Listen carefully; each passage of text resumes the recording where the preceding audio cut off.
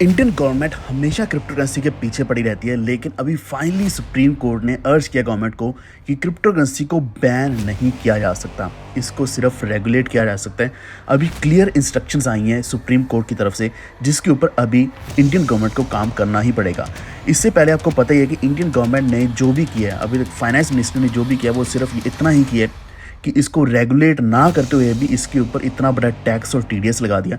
यहाँ तक कि जो फॉरेन के एक्सचेंजेस है, अगर हम उनके ऊपर भी क्रिप्टो करेंसीज को ट्रेड करते हैं तो उनके ऊपर भी सेम ही हमें टीडीएस देना पड़ता है, यानी कि हम ऑब्लाइज्ड हैं, जो कि हमें देना ही पड़ेगा।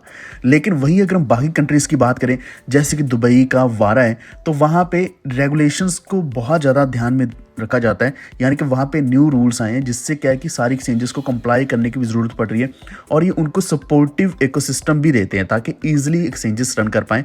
एक्सचेंजेस ही नहीं बल्कि जितने भी क्रिप्टो करेंसी प्रोजेक्ट हैं।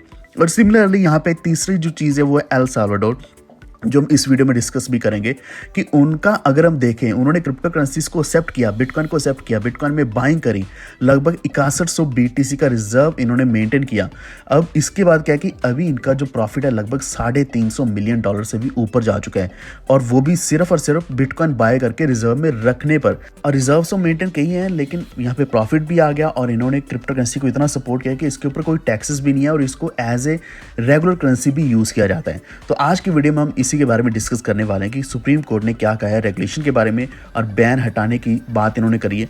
तो वीडियो पूरा देखते रहना। चैनल पर पहली बार आए तो प्लीज़ सब्सक्राइब करके बेल आइकन दबा लीजिए, और इसी के साथ टेलीग्राम जरूर ज्वाइन कर लेना, जहाँ पे हम सारी अपडेट्स डालते हैं। तो आपको पता ही होगा कि जब भी बिटकॉइन ऊपर जाता है, क्रिप्टो करेंसीज मार्केट जो है ओवरऑल मार्केट कैप बढ़ना शुरू होता है, ऑल्ट कॉइन्स अच्छा प्रॉफिट देना शुरू करते हैं, तब हमेशा जो इंडियन गवर्नमेंट है या फिर इंडियन का जो टैक्सेशन सिस्टम है और भी ज़्यादा स्ट्रिक्ट हो जाता है, फाइनेंस मिनिस्ट्री और भी ज़्यादा स्ट्रिक्ट हो जाते हैं। यानी कि उनको ये लगता है कि यहाँ पे बहुत ज़्यादा अर्निंग करी जा रही है लोगों के द्वारा, कि बहुत बड़ी यहाँ पे बाइंग आ रही है, प्रॉफिट्स बनाए जा रहे हैं, लेकिन इनको एक्चुअल में नहीं पता कि क्या प्रॉफिट बन रहे हैं। क्योंकि जो 2019-20 की बात करें तो उसके बाद धीरे धीरे इन्होंने रिस्ट्रिक्शंस बढ़ानी शुरू करी, टैक्स 30% कर दिया, 1% टीडीएस कर दिया पर ट्रेड के ऊपर, जिसकी वजह से हमने ट्रेड करना ही बंद कर दिया। जिसकी वजह से जो इंडिया का ट्रेडिंग वॉल्यूम इतना बड़ा जो था इंडियन एक्सचेंजेस के ऊपर, वो बाहर के एक्सचेंजेस के ऊपर जाके भी इतना बड़ा नहीं रहा है। क्योंकि हमारा जो प्रॉफिट है वो अगर हम उसको निकालते हैं या फिर उसको यूज़ करना चाहते हैं, इंडियन बैंक्स में डालना चाहते हैं, तो हम इजीली नहीं कर सकते, क्योंकि उसके ऊपर 30% टैक्स देना ही पड़ेगा, जिसकी वजह से इंडिया का ट्रेडिंग वॉल्यूम हमेशा कम हो जाता है। और अभी वंस अगेन जैसे कि क्रिप्टो करेंसी मार्केट आप देख सकते हो बहुत अच्छा बूम कर रही है, बहुत अच्छे प्रॉफिट्स में है सभी ऑल्टकॉइन्स। लेकिन इन रियलिटी आज से हम 2-4 साल पहले की बात करें तो तब बहुत बड़े प्रॉफिट्स है एज़ कम्पेयर टू टुडे, क्योंकि सिर्फ बिटकॉइन ही इतना बड़ा ऊपर या फिर ऊपर गया है। बल्कि अगर हम बाकी कॉइन्स की बात करें, इथेरियम वगैरह हो गया, BNB सोलाना हो गया, तो इनमें कोई बहुत बड़ा ऐसा नहीं कि कोई बहुत ही बड़ा प्रॉफिट मिल गया, ये उतने ही नॉर्मल प्राइस के आसपास ही चल रहे हैं। पुराने कॉइन्स की बात करें, ट्रॉन है, कार्डानो है, एवलांच है या फिर XLM है, तो ये उसी प्राइस के आसपास ही ट्रेड कर रहे हैं। ऐसा नहीं कि इन्होंने कोई बहुत बड़ा प्रॉफिट दे दिया।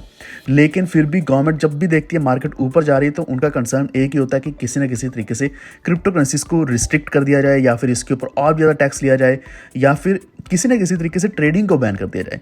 जिसकी वजह से अभी सुप्रीम कोर्ट ने इंटरवीन किया और गवर्नमेंट को बोला है कि आपको क्रिप्टो करेंसीज को रेगुलेट करना पड़ेगा। तो इंडिया की सुप्रीम कोर्ट ने क्वेश्चन किया है गवर्नमेंट को कि वो फेल क्यों हो रहे हैं, क्रिप्टो करेंसी को अभी तक रेगुलेट क्यों नहीं कर पाए हैं। इससे पहले प्रेसिडेंसी भी इन्होंने ली, G20 की, और बहुत कुछ डिस्कस किया, लेकिन अभी तक भी इन्होंने कुछ रेगुलेट नहीं किया। टैक्सेस ज़रूर लगाए हैं, और हमेशा बिटकॉइन में या फिर क्रिप्टो करेंसीज में यहाँ पे इन्वेस्ट करने से रोका जाता है, या फिर अवेयरनेस फैलाई जाती है इकोनॉमिक रिस्क का नाम लेकर।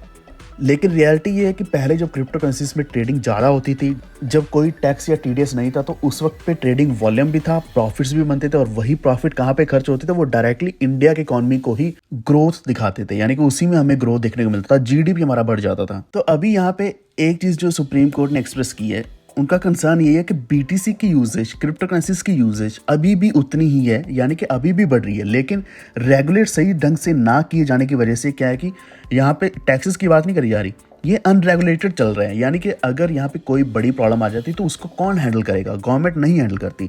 और ये सेम चीज़ हम वजीरेक्स के ऊपर देख सकते हैं, ऑलरेडी हम उससे सफ़र कर रहे हैं। हमारा कितना बड़ा पैसा इसी इंडियन एक्सचेंज का, जो कि इंडिया में रजिस्टर्ड है और सिंगापुर में भी रजिस्टर्ड है, यहाँ पे लगभग 2 नाम से रजिस्ट्रेशन है, जेनमे और जेटाई के नाम से। और इसका जो लॉ सूट है वो चल रहे हैं सिंगापुर में, जो कि चलने चाहिए थे इंडिया में। यानी कि इंडिया में इसको अगर सॉल्व करने की कोशिश करी जाती तो इंडिया में शायद जल्दी सॉल्व भी हो जाता। और अगर हम सिंगापुर की बात करें तो आप देख सकते हैं कितना लंबा समय लग गया है और पैसा इन एक्सचेंज के पास अभी पड़ा है। एक्सचेंज के पास खुद के पास है, लेकिन फिर भी हमें नहीं दे रहा है या नहीं दे पा रहा है, सिर्फ ये बोल के कि उनको फॉलो करना पड़ेगा, कोर्ट की प्रोसीडिंग्स को फॉलो करना पड़ेगा। यही कारण है कि सुप्रीम कोर्ट का मानना यह है कि रेगुलेशंस हमारे इंडिया में ही होनी चाहिए। तो जो जस्टिस सूर्यकांत हैं उन्होंने बोला है कि जो पैरेलल इकॉनमी है ये बहुत बड़ा डेंजर है कंट्री के लिए, क्योंकि ये रेगुलेटेड नहीं है। यहाँ पे जो बिटकॉइन की ट्रांजैक्शंस करी जाती हैं ये बहुत बड़ा कंसर्न है। और मेनली उन्होंने ये कहा है कि यहाँ पे जो इम्प्लीमेंटेशन है क्रिप्टो टैक्सेशन की, ये कोई बहुत बड़ा सोल्यूशन नहीं है, ये रेगुलेशन नहीं है, ये सिर्फ टैक्स कलेक्ट करने का तरीका है। यानी कि यहाँ पे जो प्रॉफिट्स होंगे उसके ऊपर टैक्स तो कलेक्ट कर लेंगे, लेकिन उसको रेगुलेट कौन करेगा, उसको अंडर कंट्रोल कौन लेकर आएगा? तो यहाँ पे जज ने बहुत क्लियरली एक चीज़ बोली है जो हम सभी के लिए अच्छी है। इन्होंने बोला कि if you can tax it at 30% and also please regulate it as you have recognised it by taxing it. यानी कि अगर आप टैक्सिंग के लिए इसको रिकॉग्नाइज कर सकते हैं तो क्या इसको रेगुलेट नहीं कर सकते? यानी कि आपको रिकॉग्नाइज करना ही है तो पहले रेगुलेट करना चाहिए।